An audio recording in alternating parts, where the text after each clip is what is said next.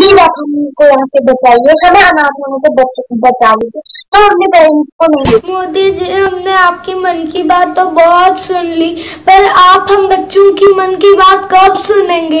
हमारे मम्मा पापा को किसी सेफ जोन में ट्रांसफर करो। हम सुबह यहाँ से निकलते हैं, हमारे मम्मा पापा ड्यूटी पे जाते हैं और हमें पता नहीं होता है कि वो शाम को आएंगे या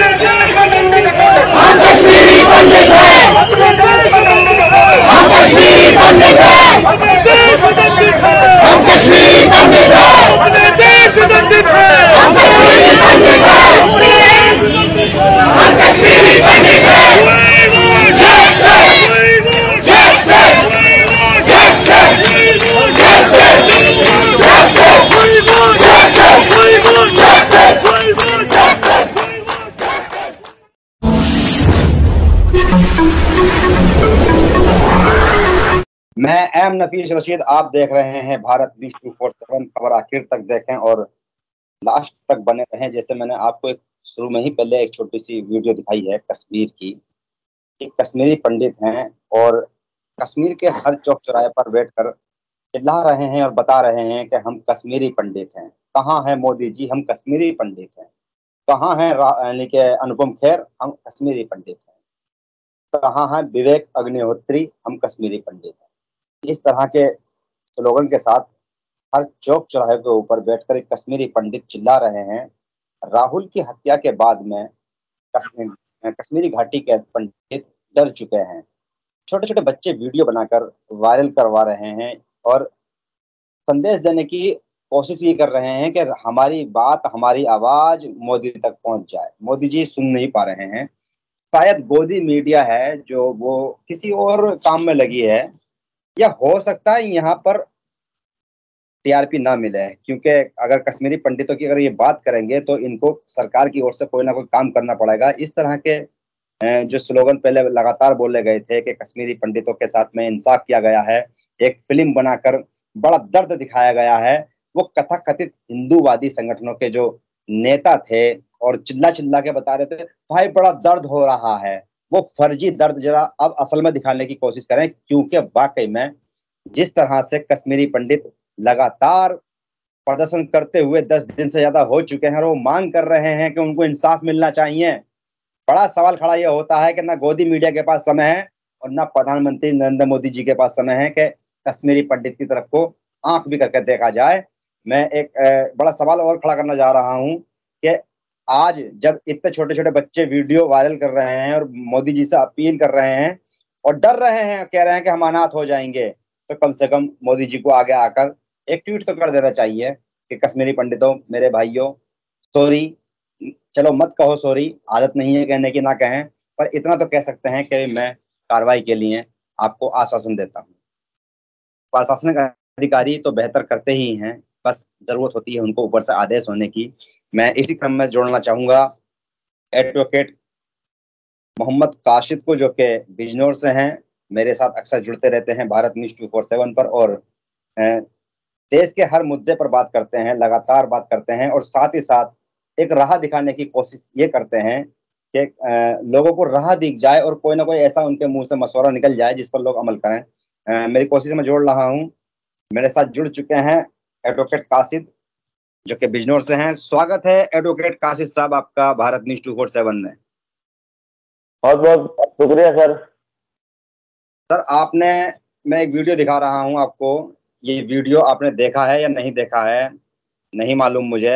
बहरहाल कश्मीरियों के मामलों से, कश्मीरी पंडितों के मामलों से तो आप रूबरू होंगे, कुछ तो जानकारी रखते होंगे। जी सर, मैं देख रहा हूँ। फिल्म देखी थी कश्मीर फाइल? कश्मीर फाइल जी सर, देखी थी और काफी चर्चा हुई, पूरे मुल्क में बवाल मचा। और उन कथित नेताओं का दर्द भी सुना ही होगा आपने, जो कथित नेता दर्द से चिल्ला रहे थे, तड़प रहे थे, बड़ा दर्द दिखाया है। सर वो घड़ियालू आंसू थे सिर्फ, और कुछ नहीं था सर।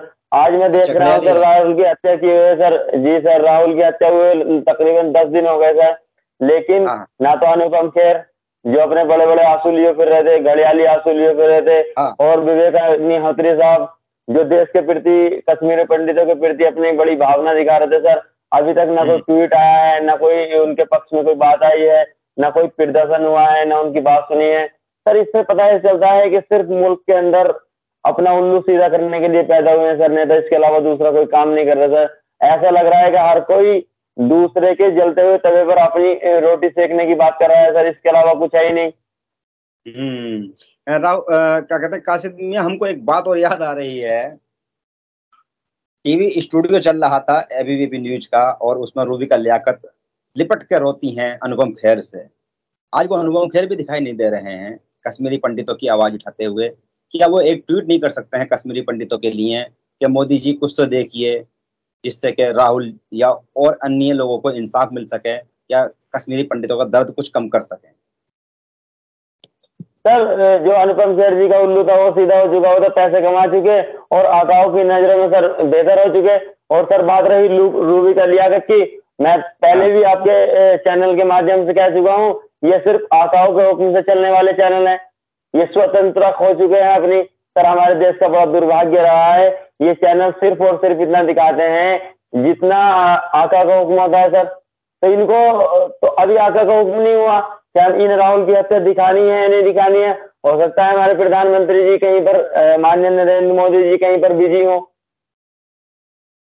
एक बच्ची कह रही है, एक छोटी सी बच्ची कह रही है, मोदी जी हमें अनाथ होने से बचा लीजिएगा।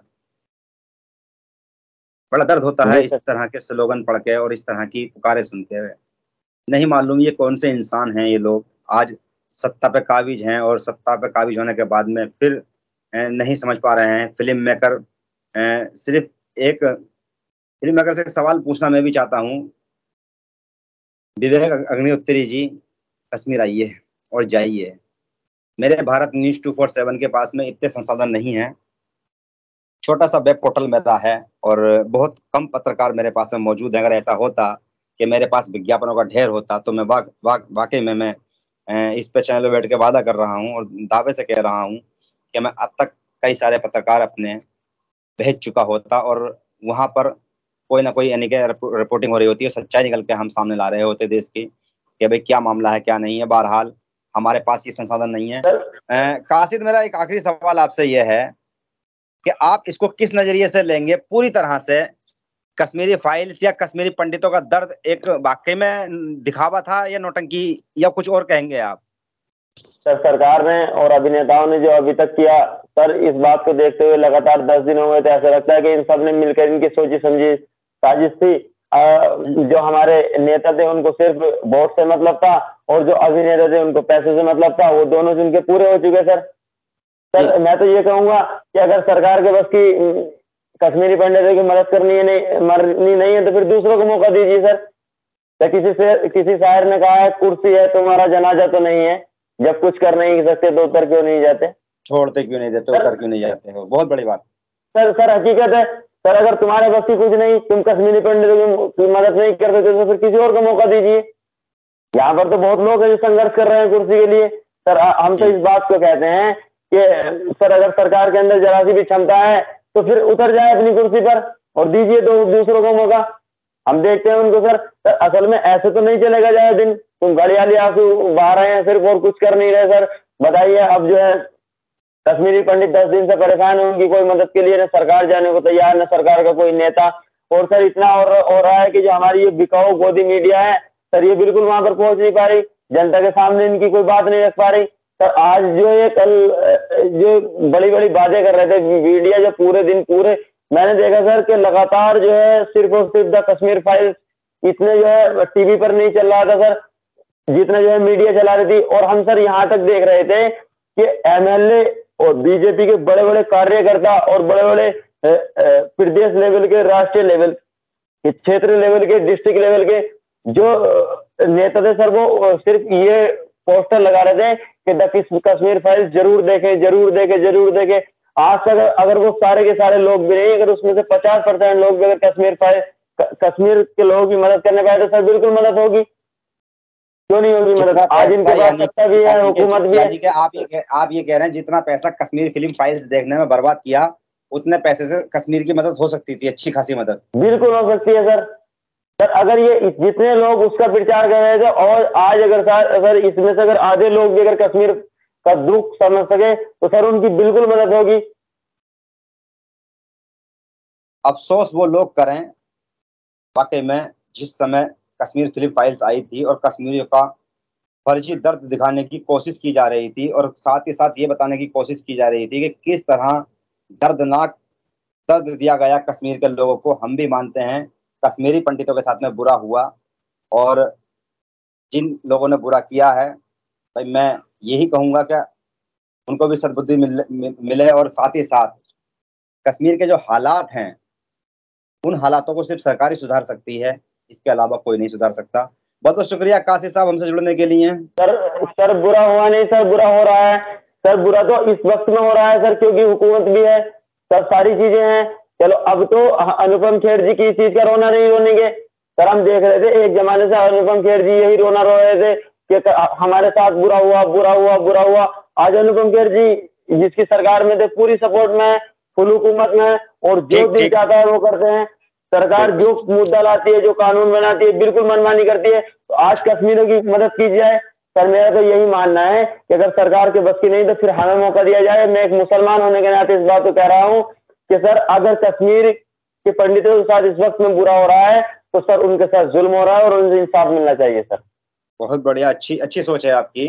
देखिए ये एक नौजवान की सोच के भाई अगर मोदी जी एक बार कहें तो जो हमसे करवाना है हम तैयार हैं, बड़ी अच्छी सोच।